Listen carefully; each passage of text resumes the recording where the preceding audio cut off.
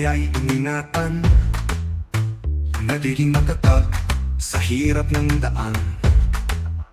Ang buhay ay himala, biyaya ng may kapal. Pagkamatay ay tiyak, di natin matakasan. Ang turang inay dapat lahat alam muna, sapagkat hindi na bumabata, ako'y matanda na. Lahat ng bagay dapat may alam ka. Sa mundong ito hindi biro ang pakikibaka. Sa bawat pagsubok dapat maging mandirigma ka. Hindi pa dadaig, paapi at batalya. Maging matapang sa mga darating pa.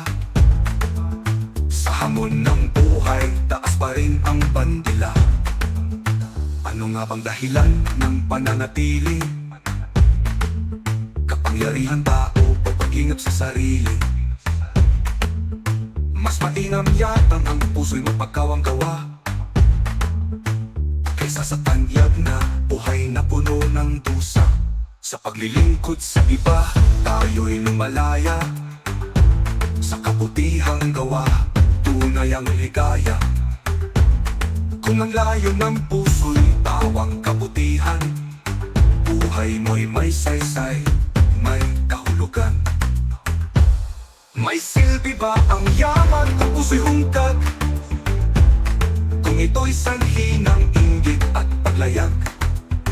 Sa labis na kayamanan, kapahamakan, hul-aper at magnanakaw ay may layunan.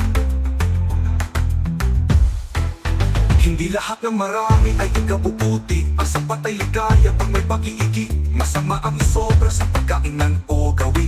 Katawan ay bibigay sa sarap na mati.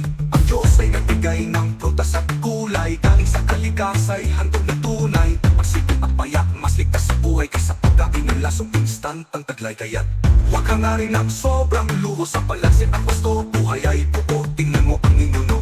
Buhay ay mahaba dahil sa gawin nilang payak at tama. Walang teknolohiya, ngunit masila. Walang sobrang stress, tahimik ang diwa. Iwasan ang labis sa anong pademan. Ito ang susi sa buhay na may saysay.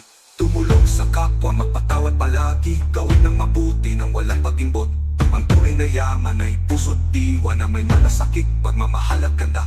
Maraming salamat sa Diyos na may hika sa 4 na taon ng buhay kong mahalaga. Sa bawat pagising ako'y nagpapasalamat sa gabay at pag-ibig mong di kumukupas. Sa bawat pagsubok, ako'y iyong inalalayan. Sa gitna ng dilim